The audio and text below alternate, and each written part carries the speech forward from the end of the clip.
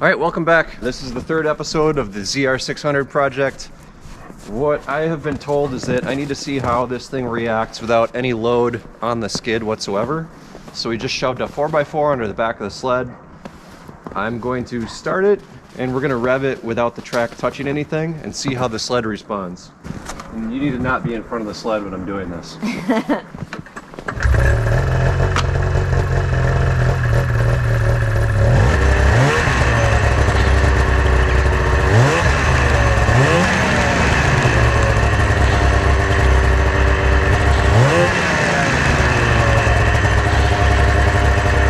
Clutches are doing.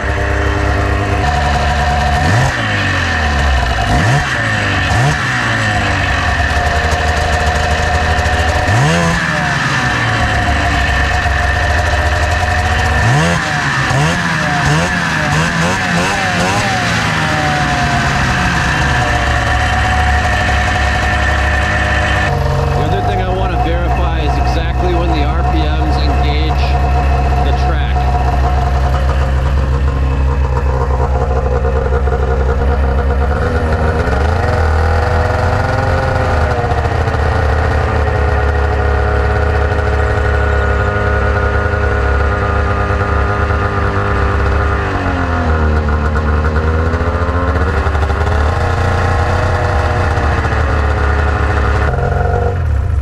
Alright, it looks like it's engaging a little lower than I thought. It looks like it's engaging at like 3,500 RPMs. It should be engaging at 4,500 RPMs.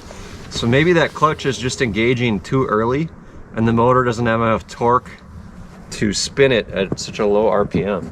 The track has new Hyfax. I checked all the bearings on it and I think that that's set loose enough. I could tighten it up, but I think tightening it up would probably make the situation worse. All right, clutch experts, I'm begging for your help.